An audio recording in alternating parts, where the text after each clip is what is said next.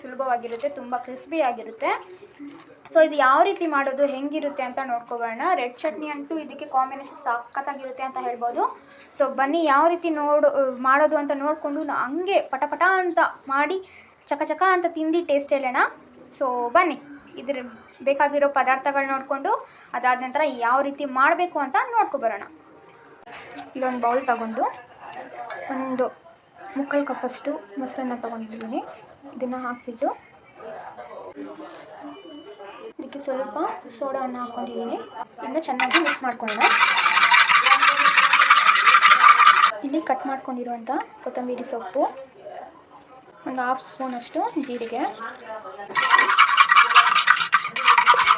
ನಾನಿಲ್ಲಿ ಚಿಲ್ಲಿ ಪೌಡರನ್ನೇ ತೊಗೊತಿದ್ದೀನಿ. ನೀವು ಚಿಲ್ಲಿ ಬೇಕಂದರೆ ಹಾಕ್ಕೊಳ್ಳಿ. ನಮ್ಮ ಮನೆಯಲ್ಲಿ ಚಿಕ್ಕ ಮಕ್ಕಳು ಅಥವಾ ಅಜ್ಜ ಅಜ್ಜಿ ತಿನ್ನೋದ್ರಿಂದ ನಾನು ಇದನ್ನು ಹಾಕ್ತಿದ್ದೀನಿ. ಇಲ್ಲಿ ನಾನು ಮೊಸರು ಯಾವ ಕಪ್ಪಲ್ಲಿ ತೊಗೊಂಡಿದ್ದೀನೋ ಅದೇ ಕಪ್ಪಲ್ಲಿ 1-2 ಕಪ್ಪಷ್ಟು ಗೋಧಿ ಹಿಟ್ಟನ್ನು ತೊಗೊತಿದ್ದೀನಿ. ಇದಕ್ಕೆ ಸ್ವಲ್ಪ 1-2 ಸ್ಪೂನ್ ಇಲ್ಲ 1-1.5 ಸ್ಪೂನಷ್ಟು ಆಯಿಲನ್ನು ಹಾಕ್ಕೊತಿದ್ದೀನಿ. ಒಂದ್ಸಲ ಎಲ್ಲ ಮಿಕ್ಸ್ ಮಾಡ್ಕೊಳ್ಳೋಣ. ಕೈನಲ್ಲೇ ಮಾಡ್ಕೊಳ್ಳಿ, ಎಲ್ಲ ಗಂಟುಗಳಿರೋದೆಲ್ಲ ಬಿಟ್ಕೊಳ್ಳುತ್ತೆ. ಸೊ ಇದೆಲ್ಲ ಕಲಸಾದ ನಂತರ ಒಂದು ಸ್ವಲ್ಪ ನೀರು ಹಾಕಿ ಕಲಿಸ್ಬೇಕು. ತೀರಾ ನೀರಾಗಿದ್ರೂ ಇದು ರೌಂಡ್ ಶೇಪಲ್ಲಿ ಮೈಸೂರು ಬೋಂಡ ಬರೋದಿಲ್ಲ. ಸೊ ಎಲ್ಲ ಕಲಿಸ್ಕೊಳ್ಳಿ. ಸ್ವಲ್ಪ ನಾನು ಹಸಿಟ್ಟನ್ನು ಹಾಕ್ಕೊಂಡು ಸ್ವಲ್ಪ ನೀರು ಹಾಕಿ ಕಲಿಸ್ಕೊತೀನಿ.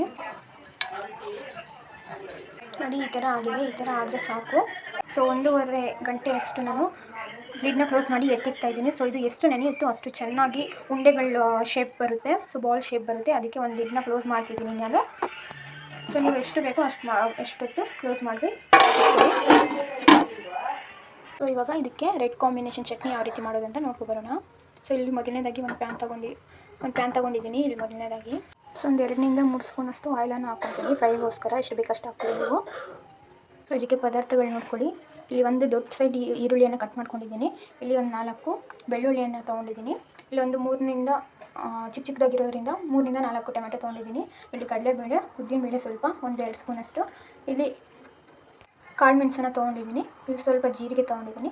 ಮತ್ತು ಇಲ್ಲಿ ಚಿಲ್ಲಿಸನ್ನು ತೊಗೊಂಡಿದ್ದೀನಿ, ರೆಡ್ ಚಿಲ್ಲೀಸ್ ತೊಗೊಂಡಿದ್ದೀನಿ. ಈಗ ಹೇಗೆ ಮಾಡೋದು ಅಂತ ನೋಡ್ಕೊಳ್ಳೋಣ ಬನ್ನಿ. ಇಲ್ಲಿ ಆಯಿಲು ಬಿಸಿ ಆಗಿದೆ. ಈಗ ಈರುಳ್ಳಿ ಹಾಕ್ತಿದ್ದೀನಿ.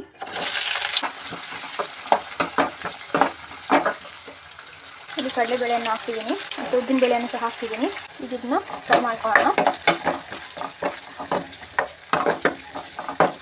ಸ್ವಲ್ಪ ಇದು ಗೋಲ್ಡನ್ ಕಲರ್ ಬರೋವರೆಗೂ ಫ್ರೈ ಮಾಡ್ಕೊಳ್ಳೋಣ. ಇಲ್ಲಿ ಜೀರಿಗೆ ಮತ್ತು ಕಾಳು ಮೆಣಸನ್ನು ಹಾಕ್ಕೊತಿದ್ದೀನಿ.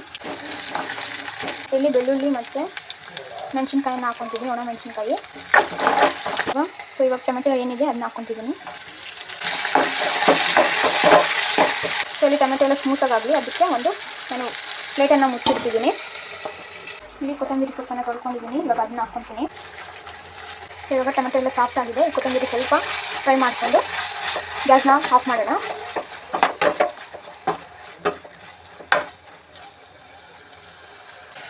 ಗ್ಯಾಸ್ನ ಆಫ್ ಮಾಡಿಬಿಟ್ಟು ತಣ್ಣಕ್ಕಾಗೋದು ಬಿಡಬೇಕು. ಸೊ ಇದು ತಣ್ಣಕ್ಕಾಗಿದೆ. ಇವಾಗ ಮಿಕ್ಸರ್ ಜಾರ್ಗೆ ಹಾಕ್ಕೊಂಡು ರುಬ್ಬೋಣ.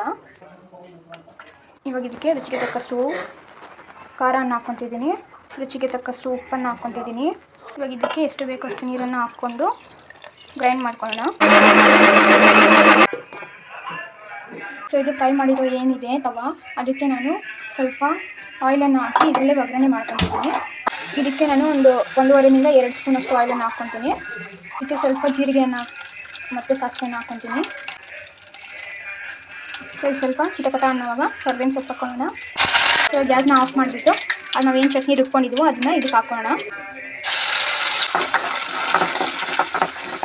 ಸೊ ಇವಾಗ ಈ ಜಾರಿಗೆ ಒಂದು ಸ್ವಲ್ಪ ನೀರನ್ನು ಹಾಕ್ಕೊಂಡು ಅದರಲ್ಲಿರೋದೆಲ್ಲ ನಾನು ತಕ್ಕೊತಿದ್ದೀನಿ.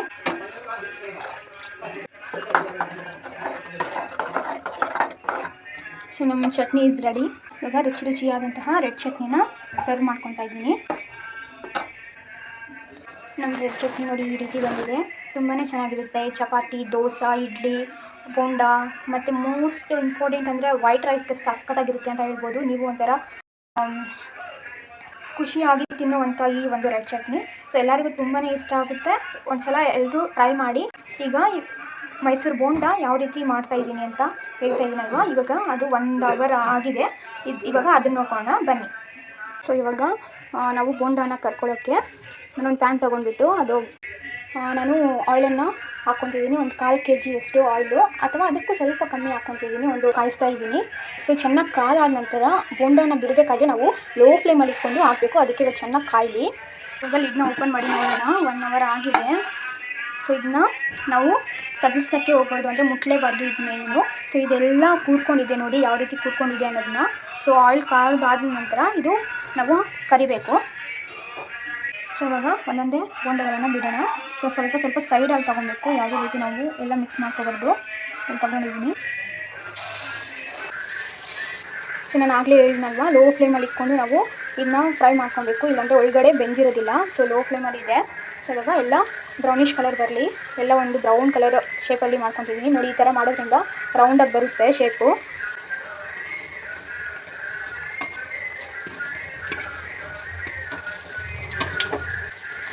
ಸೊ ನಾವು ಈ ಥರ ರೋಲ್ ಮಾಡ್ತಾಯಿದ್ರೆ ಅದೆಲ್ಲ ಕಡೆನೂ ಬ್ರೌನ್ ಆಗುತ್ತೆ, ಇಲ್ಲಾಂದರೆ ಒಂದೇ ಕಡೆ ಬ್ರೌನ್ ಆಗ್ತಾ ಇರುತ್ತೆ. ಸೊ ಇಲ್ಲೊಂದು ನಾನು ಪ್ಲೇಟ್ ತೊಗೊಂಡಿದ್ದೀನಿ, ಇದಕ್ಕೆ ಟಿಶ್ಯೂ ಪೇಪರನ್ನು ಹಾಕ್ಕೊತೀನಿ. ಈಗ ಇದನ್ನ ಕರೆಕ್ಟಾಗಿ ಒಳಗಡೆ ಎಲ್ಲ ಬೆಂದಿದೆ ಅಂದ್ಕೊಂಡು ತೆಗಿತಿದ್ದೀನಿ. ಸೊ ಚೆನ್ನಾಗಿ ಬ್ರೌನ್ ಕಲರ್ ಬಂದಿದೆ ಅದಕ್ಕೆ. ಸೊ ತಗೊಂಡು ಏನು ನಾವು ಟಿಶ್ಯೂ ಪೇಪರ್ ಹಾಕಿ ಪ್ಲೇಟ್ ಇಕ್ಕಿದ್ದೀವೋ ಅದಕ್ಕೆ ಹಾಕೋಣ. ಸೊ ಮತ್ತು ಇನ್ನೇನು ಮಿಕ್ಕಿದೆ ಆ ಸೀಟನ್ನು ನಾನು ಹಾಕ್ತಿದ್ದೀನಿ.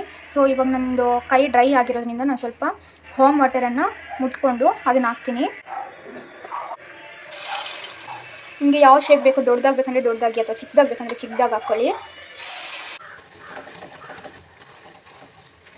ತೀರಾ ಲೋ ಫ್ಲೇಮಲ್ಲಿ ಫ್ರೈ ಮಾಡಿದ್ರೇ ಒಳಗಡೆ ಎಲ್ಲ ಚೆನ್ನಾಗಿ ಬೆಂದಿರೋದು, ಇಲ್ಲಾಂದರೆ ಮೇಲೆ ಮಾತ್ರ ಬ್ರೌನಿಷ್ ಕಲರ್ ಬಂದು ಒಳಗಡೆ ಹಸಿ ಹಸಿಯಾಗಿ ಹಂಗೆ ಇರುತ್ತೆ. ಸೊ ಈ ಥರ ರೋಲ್ ಮಾಡೋದ್ರಿಂದ ಎಲ್ಲ ಕಡೆ ತಿರುಗುತ್ತೆ.